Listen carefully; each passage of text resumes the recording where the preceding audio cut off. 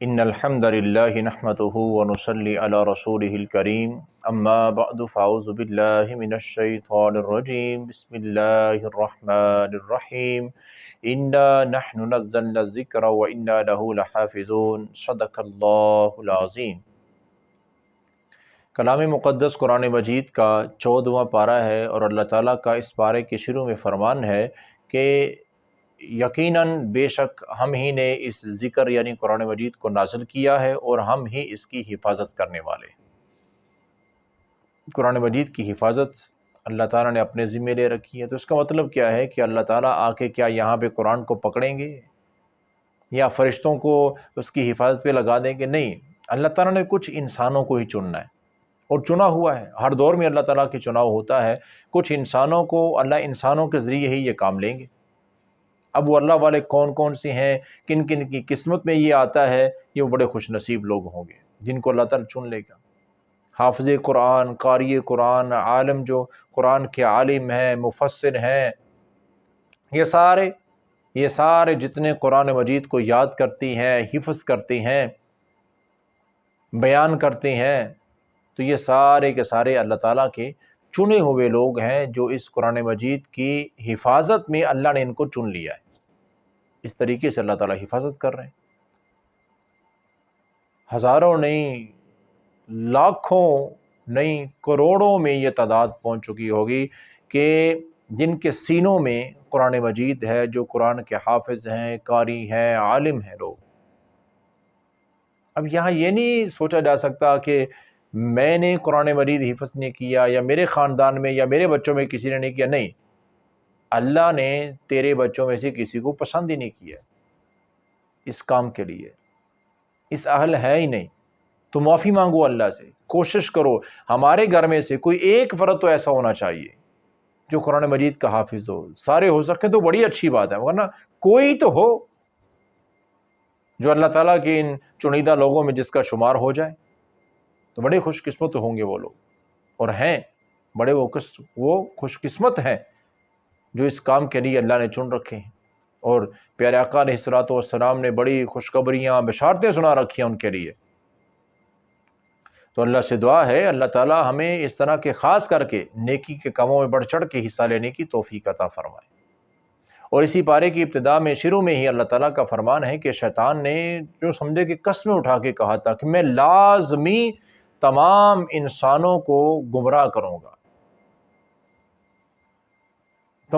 تمام لوگوں کو، الا عباد اللہ المخلصین، ہاں اگر الا عبادک هم المخلصین، کہ اگر جو اللہ کے مخلص بندے ہیں نا وہ بچ سکیں گے،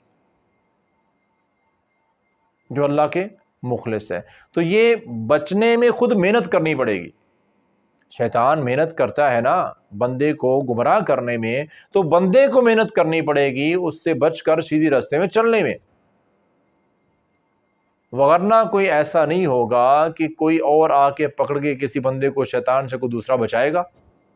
ہر ایک کو خود محنت کرنی ہے، اسی محنت کے صلے میں اللہ تعالیٰ نے جنت عطا کرنی ہے۔ تو یہ محنت تو کرنی پڑے گی، نیک اعمال کرنے پڑیں گے، برے اعمال سے بچنا پڑے گا، یہ ہم سب کی اپنی ذمہ داری ہے۔ اور اس بارے میں آگے چلتے ہوئے اللہ تعالیٰ اپنی کچھ نعمتوں کو ہمیں گنوا رہے ہیں، سمجھا رہے ہیں کہ کتنی بڑی نعمتیں میری تمہارے پاس ہیں، ان پر غور کرو۔ وَإِنَّ لَكُمْ فِي الْأَنْعَامِ لَعِبْرَةً، چوپاہوں کو دیکھو،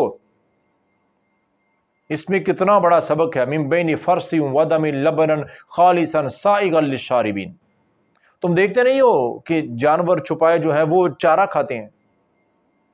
کھاتے ہیں، خشک بھی ہوتا ہے، تازہ سبز بھی ہوتا ہے، وہ چارہ کھاتے ہیں، اسی چارے میں سے خون بھی بن رہا ہے ان کے جسم کے اندر، اسی چارے میں سے گوبر بھی بن رہا ہے ان کے جسم کے اندر، اور اسی چارے میں سے خالصاً سائغا للشاربین، دودھ خالص سفید قسم کا، کتنا صاف شفاف دودھ ہوتا ہے۔ کوئی الگ سے سفید چیز کھائی جانوروں نے؟ نہیں، وہی چارہ کھایا، اسی میں سے خون بھی بن رہا ہے، گوبر بھی بن رہا ہے، اور اسی میں سے ہی اللہ تعالیٰ صاف شفاف، بڑا لذیذ ذائقے دار اللہ تعالیٰ خالص دودھ عطا فرماتے۔ سائغا للشاربین، جو پینے میں انتہائی بہت زیادہ پرسکون ہوتا ہے، بڑی آسانی سے دودھ کو کھانا نہیں پڑتا، مشکل کے ساتھ بڑی آسانی سے وہ پیا جاتا ہے اور بڑی طاقت ہے اس کے اندر۔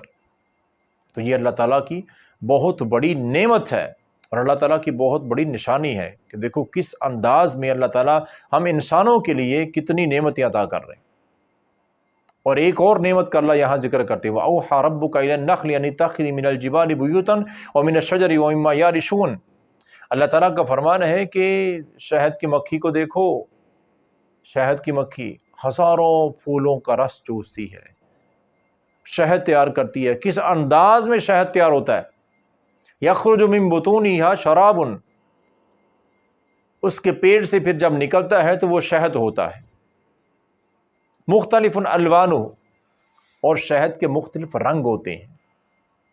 کچھ لوگوں کا نا یہ بھی خیال ہے کہ شہد صرف اس رنگ کا ہوتا ہے، نہیں میرے بھائیو، شہد کئی رنگ کا ہوتا ہے۔ شہد کی رنگت اور ذائقے میں فرق ہوتا ہے، موسم کے اعتبار سے، پھلوں کے اعتبار سے، علاقے کے اعتبار سے شہد کا رنگ بھی چینج ہوتا ہے، ذائقہ بھی چینج ہوتا ہے۔ اور خاص طور پہ اللہ تعالیٰ کا فرمان کیا شہد کے بارے میں، فیہ شفاء للناس، شہد کے اندر ہم نے لوگوں کے لیے شفا رکھی ہے، بڑی بیماریوں کا علاج ہے شہد، بہت زیادہ بیماریوں کا علاج۔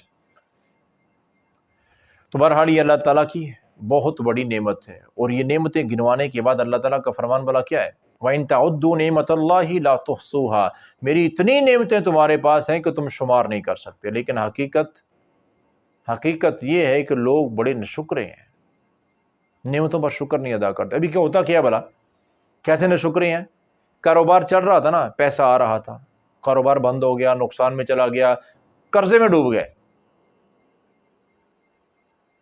تو واویلا شروع ہو جاتا ہے، ہم سے بڑا بد نصیب تو ہے ہی کوئی نہیں، ہم سے بڑی اذیت میں تو ہے ہی کوئی نہیں، ہمارے پاس کون سی کو نعمت ہے؟ اور اللہ کے بندو، ہر حال میں تمہارے پاس نعمتیں ہیں، غور کرو، تمہاری آسانی سے سانس چل رہی ہے نا، یہ کتنی بڑی نعمت ہے۔ کبھی پوچھو یا دیکھو ان کو جا کے جن کے لمحے، منٹ گھنٹے نہیں، جن کے لمحے بھی وینٹیلیٹر پہ چلتے ہیں، کئی ہزاروں روپیہ ایک دن کا ان کا خرچہ ہوتا ہے صرف سانس لینے کا، کہ مشین کے ذریعے ان کو سانس آ رہا ہے۔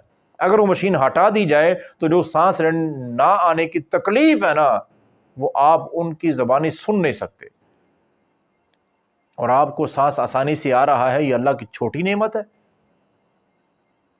جن کو دل کی تکلیف ہے، پوچھیں یہ کتنی بڑی مصیبت ہوتی ہے، بیان نہیں کی جا سکتی کہ اتنی بڑی تکلیف ہے۔ اور اگر آپ کا دل صحیح سلامت چل رہا ہے، آپ کی آنکھیں صحیح دیکھ سکتی ہیں، آپ کے ہاتھ پاؤں سلامت ہیں، تو تھوڑا کاروبار میں نقصان ہو گیا تو کیا شکوے شروع کر دینے چاہیے؟ میرے بھائی، اللہ کو شکوے نہیں، شکر پسند ہے۔ بڑی نعمتیں ہر حال میں ہمارے پاس ہوتی ہیں، اور ہمیں چاہیے کہ جو اللہ نے دیا تھا تھوڑا واپس لے لیا ہے یا کم ہو گیا ہے، اس پر شکوے نہ کریں، جو باقی ہمارے پاس ہے اس پر اللہ کا شکر ادا کریں۔ تو اللہ سے دعا ہے اللہ تعالی ہمیں ان مسائل کو سمجھ کر اپنے شکر گزار بندوں میں شامل ہونے کی توفیق عطا فرمائے۔